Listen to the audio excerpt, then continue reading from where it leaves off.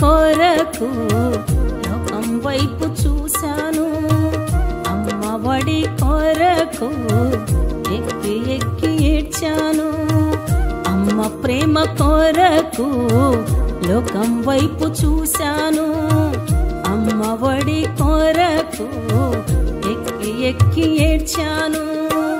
అమ్మ ప్రేమ కన్నా నిన్ననైన ప్రేమ చూపి, అమ్మ ఒడి కన్నా కమ్మనైన సన్నిధినిచ్చి ఆదరించినావు, ఓదార్చినావు, ఆదరించినావు, ఓదార్చినావు. అమ్మ ప్రేమ కొరకు లోకం వైపు చూశాను, అమ్మ ఒడి కొరకు ఎక్కి ఎక్కి ఏడ్చాను.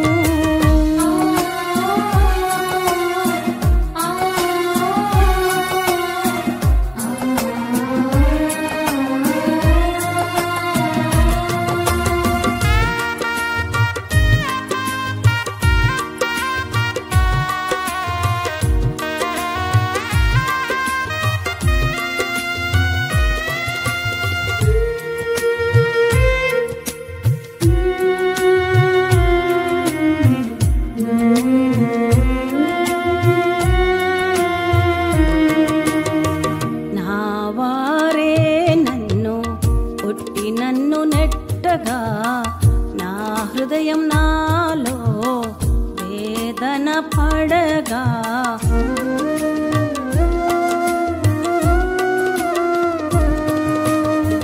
నా వారే నన్ను కొట్టి నన్ను నెట్టగా, నా హృదయం నాలో వేదన పడగా, నీ గుండె గుడిలో నన్ను దాచినావు, నీ అరి చేతిలో నన్ను చెక్కుకున్నావు.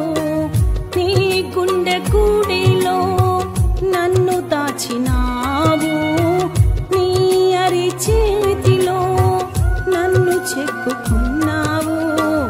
ఆదరించినావు, ఓదార్చినావు, ఆదరించినావు, ఓదార్చినావు. అమ్మ ప్రేమ కొరకు లోకం వైపు చూశాను, అమ్మ ఒడి కొరకు ఎక్కి ఎక్కి ఏడ్చాను.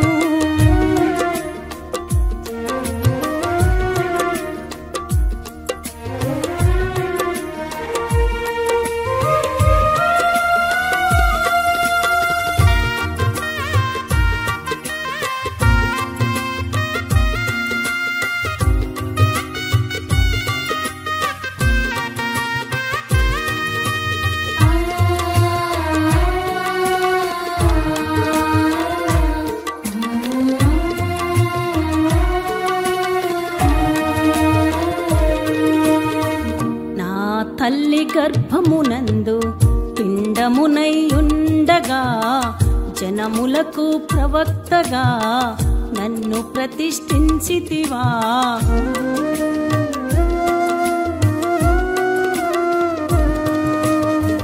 నా తల్లి గర్భమునందు పిండమునై ఉండగా, జనములకు ప్రవక్తగా నన్ను ప్రతిష్ఠించితివా.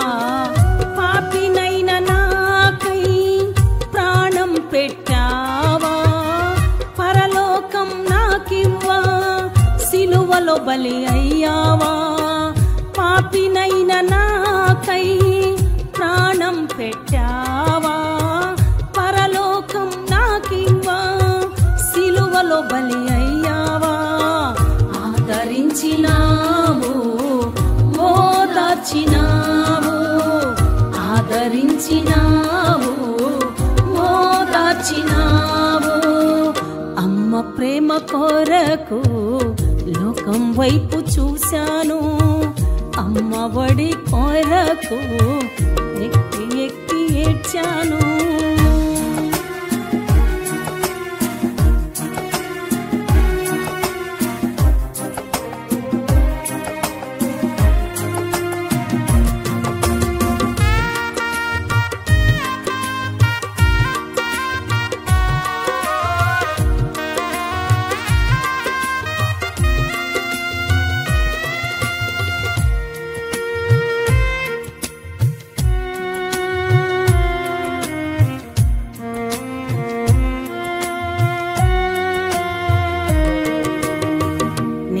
కూలిన నా జీవితాన్ని నింగి ఎంత ఎత్తుకి లేవనెత్తినావు.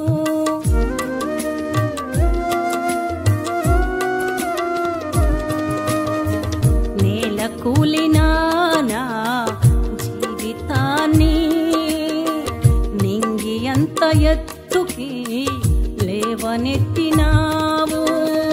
మహిమను విడచి భువిపైకి దిగి వచ్చి మార్గము చూపిన నా యేసయ్యా.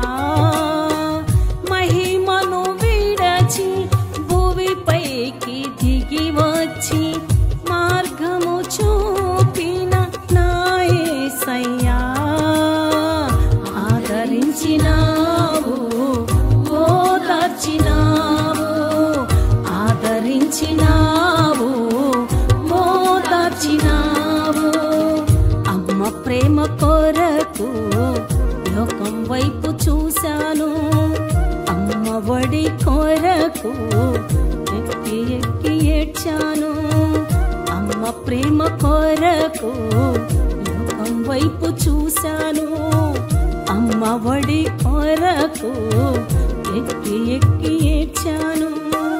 అమ్మ ప్రేమ కన్నా మిన్ననైన ప్రేమ చూపి అమ్మ ఒడి కన్నా కమ్మనైన సన్నిధినిచ్చి ఆదరించినావు, ఓదార్చినావు, ఆదరించినావు, ఓదార్చినావు, ఆదరించినావు, ఓదార్చినావు, ఆదరించినావు,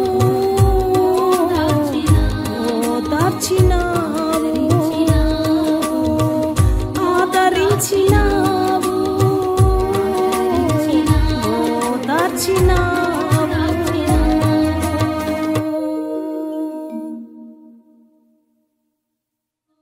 అందరికీ వందనాలు. ఇప్పుడు మా తల్లిగారైన ప్రిస్కిల్లా గారు వాక్యం చెప్తారు. అందరం శ్రద్ధగా విందాం. దేవునికి సమస్త మహిమ ఘనత ప్రభావాలు కలుగునుగాక. దేవుని బిడ్డలారా, ప్రభు పేరట మీ అందరికీ వందనాలు.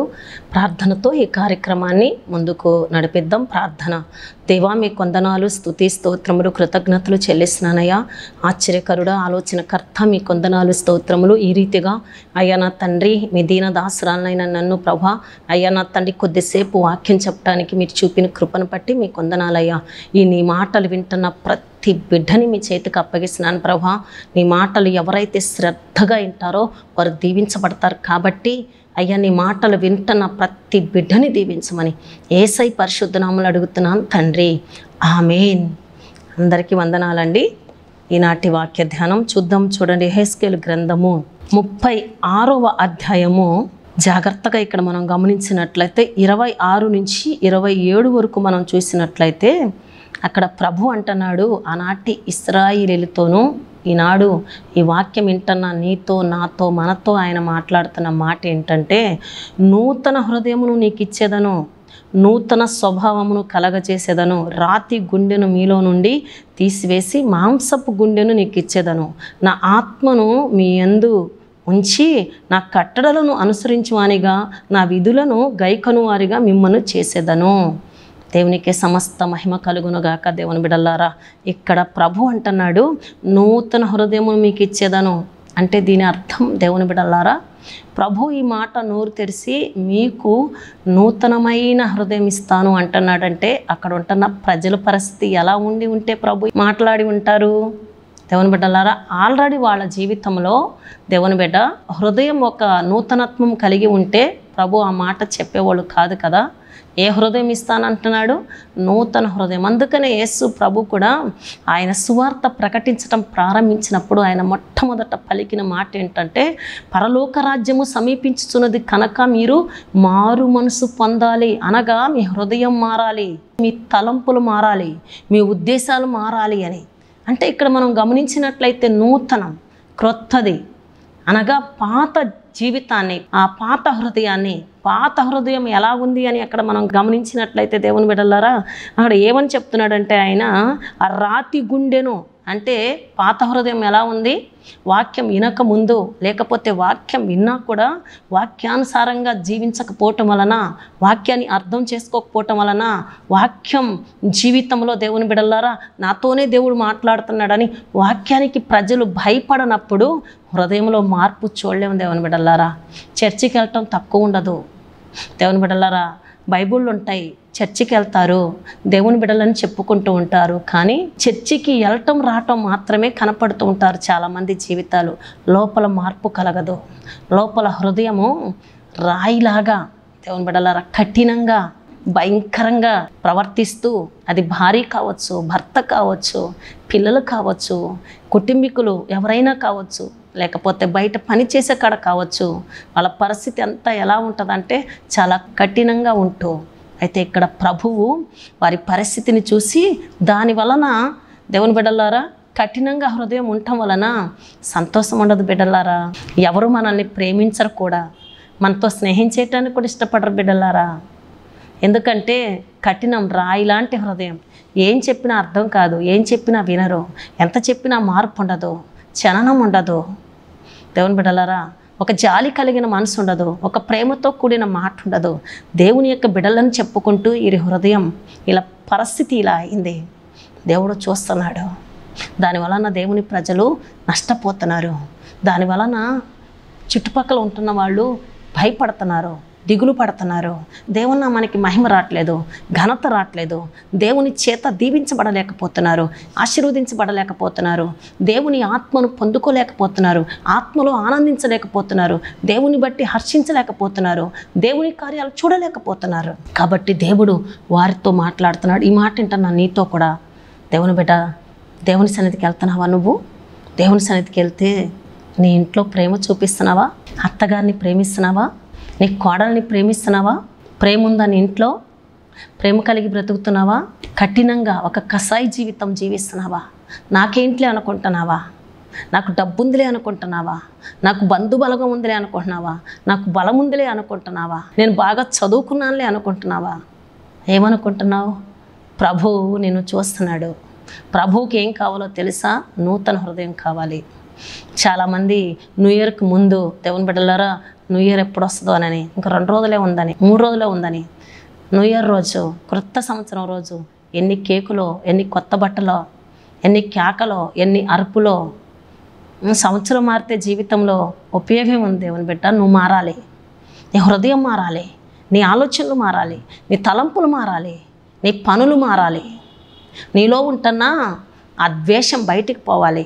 నీలో ఉంటున్న దేవునికి వ్యతిరేకంగా ఉంటున్న ఆలోచనలు విడిచిపెట్టాలి. దేవుని బిడ్డ చాలామంది జీవితంలో సంవత్సరం నూతన, కానీ మార్పు ఉండదు, క్రియల్లో మార్పు ఉండదు. అయితే ఇక్కడ గమనించినట్లయితే నూతన హృదయం ఎందుకని?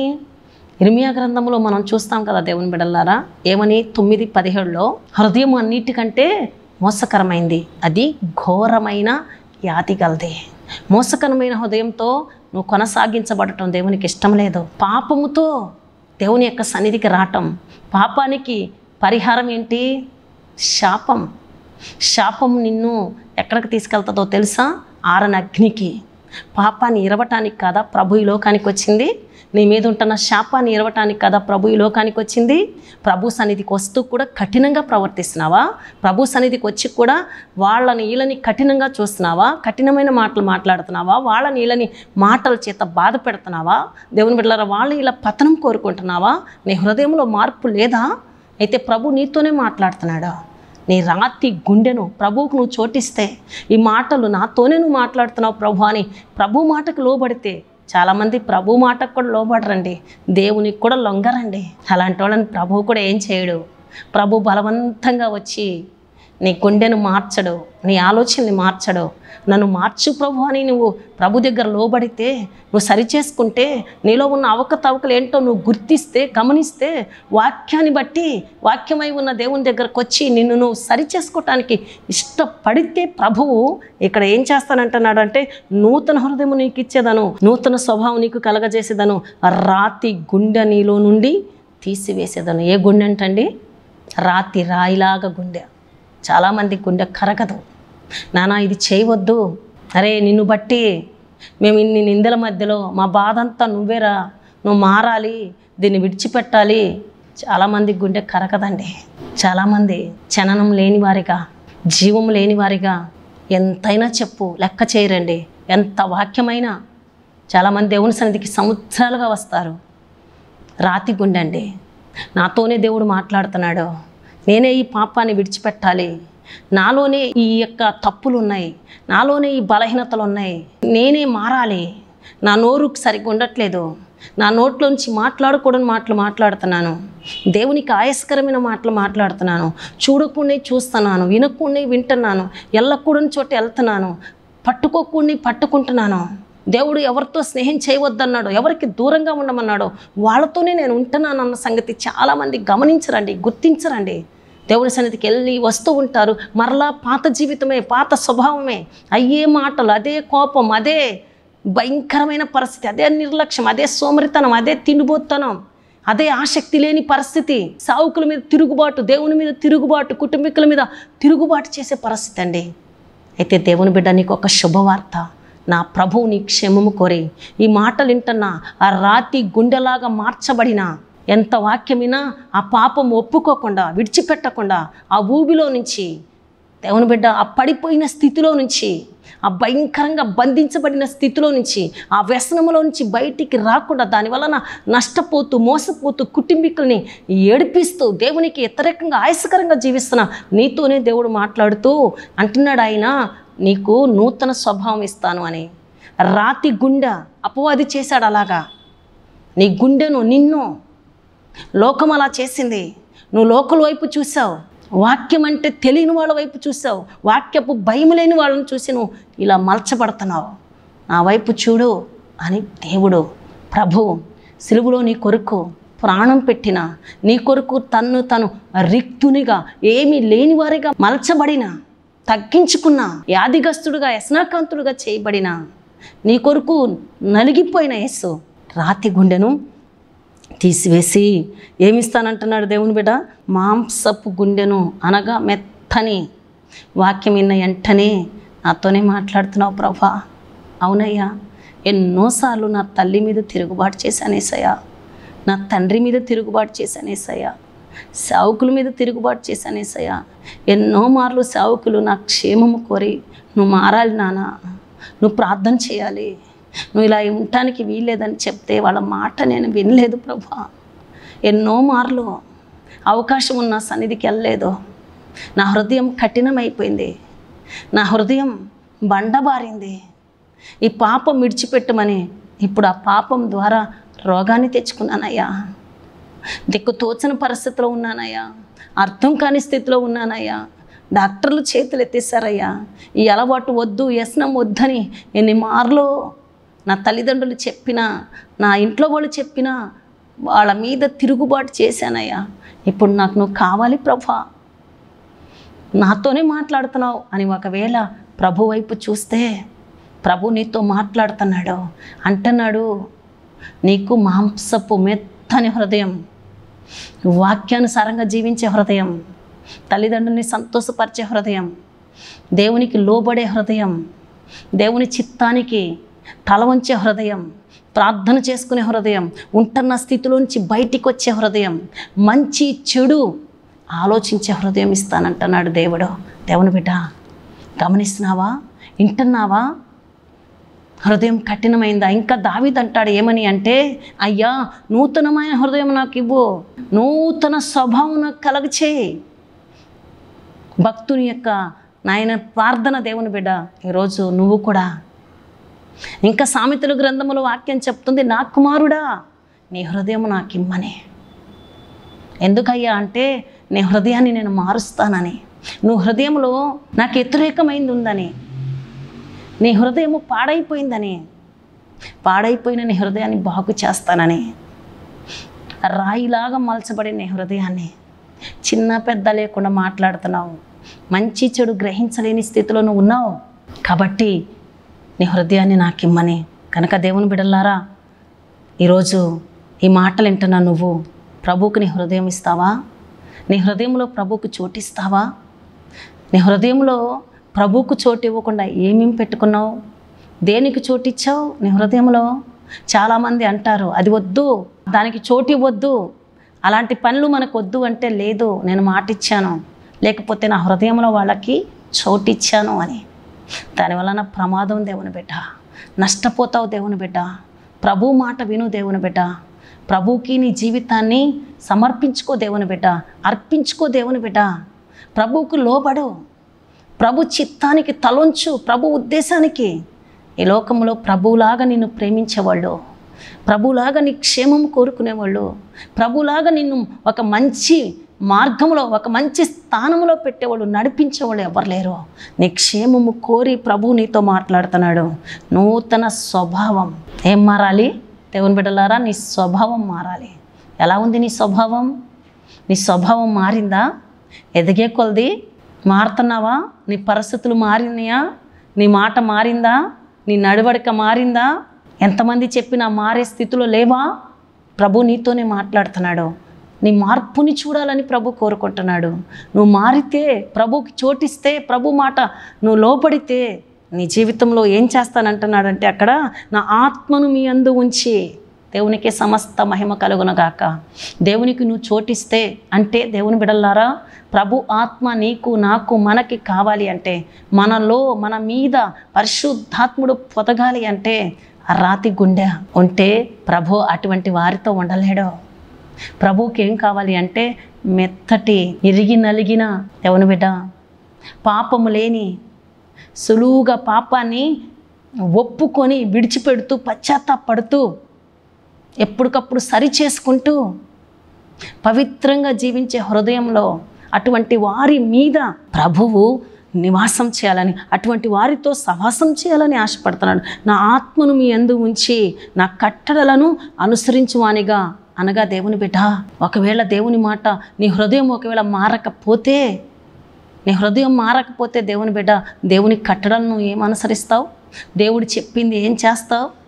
ప్రతి ఆదివారం దేవుని సన్నిధికి వెళ్ళావు.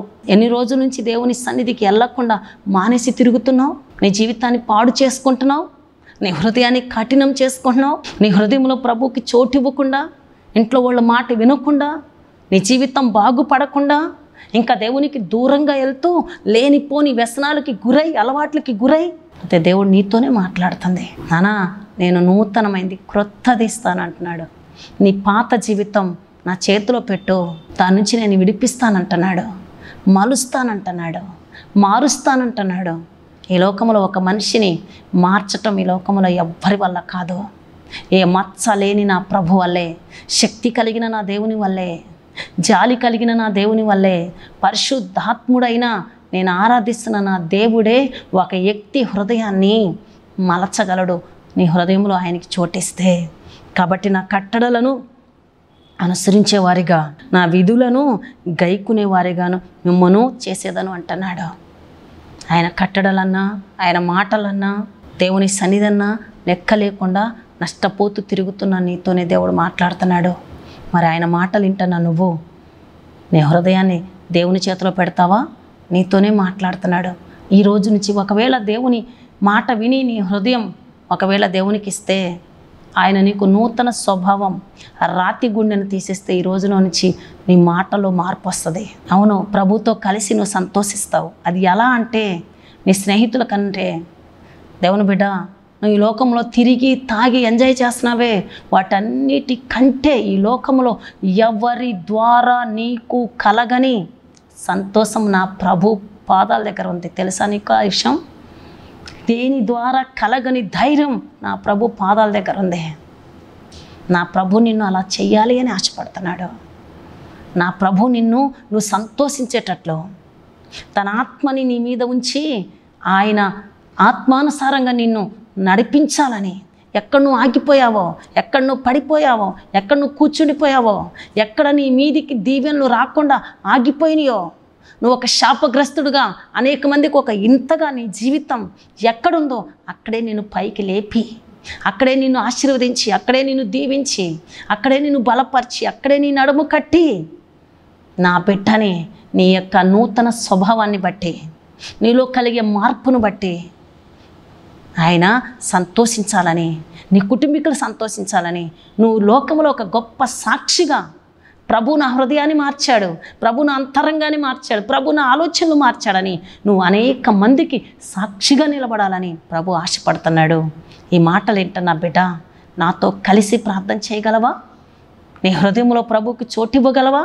ప్రభు నీతో అంటున్నాడు, నీకు నూతన హృదయాన్ని ఇస్తాను అని, క్రొత్త హృదయాన్ని ఇస్తానని, నీ హృదయాన్ని మారుస్తానని, నీ తలంపుల్ని మారుస్తానని, నీ పాడైపోయిన స్థితిని మారుస్తానని, నీ పాపంలో నుంచి ఆ బంధకాల నుంచి విడిపిస్తానని, నీ కఠినమైన చిన్న పెద్ద తల్లి తండ్రి అని లేకుండా కఠినస్తుడుగా జీవిస్తున్న నీ స్థితిని మారుస్తానని ఈ మాటలు వింటున్నా నువ్వు ప్రభు పాదాల దగ్గర కూర్చొని ప్రార్థన చేయగలవా? ప్రార్థన. దేవా మీ కొందనాలు, స్తుతి స్తోత్రములు, కృతజ్ఞతలయ్యా. ఆశ్చర్యకరుడా మీకు స్తోత్రం, ఆలోచనకర్త మీకు స్తోత్రం, బలవంతుడా మీకు స్తోత్రం, నిత్యుడుగు తండ్రి, సైన్యములకు అధిపతి మీ కొందనాలయ్యా. ఇదిగో నీ ప్రజలతో నూతన హృదయాన్ని నీకు ఇస్తానని చెప్పావయ్యా. అవునయ్యా, మా హృదయము అయ్యా నా తండ్రి కఠినమైందయ్యా. అయ్యా నా తండ్రి మా హృదయంలో పాపమయ్యా, శాపమయ్యా, అది ఘోరమైన వ్యాధితో ఉందయ్యా. అయ్యా మా హృదయాన్ని బాగు చేయవాడా, మా హృదయం నీకు ఇస్తే మా హృదయంలో ఉంచి జీవజల అయ్యా నా తండ్రి దారులు బయటకు వచ్చేటట్లు చేస్తానన్నావయ్యా. నీ మాటలు వింటున్నా నీ బిడ్డల కుటుంబాల్లో ఒకవేళ నా తండ్రి భయంకరంగా ఒకవేళ అయ్యా అలవాట్లకి అయ్యా నా తండ్రి పాపానికి అయ్యా మార్పు లేకుండా అయ్యా ఇంకా ఈ మారరు అనేటట్లు ఉంటే నీ బిడ్డల్ని మీరు మార్చండి, మారుస్తున్నందుకు వందనాలయ్యా. నీ బిడ్డల చేతి పనులు దీవించండి అయ్యా. తండ్రి మీ వందనాలు. ఇదిగో 10th క్లాస్ ఎగ్జామ్స్ దగ్గరకు వస్తున్నాయి ప్రభా. అయ్యా 10th క్లాస్ రాస్తున్న ప్రతి బిడ్డ పక్షాన కృపను చూపయ్యా, దర్శించయ్యా, జ్ఞాపకం చేసుకోయ్యా. ఎంతో ప్రయాసతో తల్లిదండ్రులు చదివిస్తున్నారు. వారి పక్షాన వారికి జ్ఞానం జ్ఞాపక శక్తినిచ్చి ప్రతి బిడ్డని ఇంటర్ రాస్తున్న బిడ్డల్ని అయ్యా మీ తోడు నుంచమని అయ్యా ప్రతి కుటుంబాన్ని దీవించమని యేసయ్య పరిశుద్ధ నామములో అడుగుతున్నాం తండ్రి, ఆమేన్. అందరికీ వందనాలు. దేవుడు మీ అందరినీ దీవించి ఆశీర్వదించునుగాక. ఆమేన్. మీ ప్రార్థన అవసరతల కోసం మా ఫోన్ నంబర్స్ 9949328016 92900953001.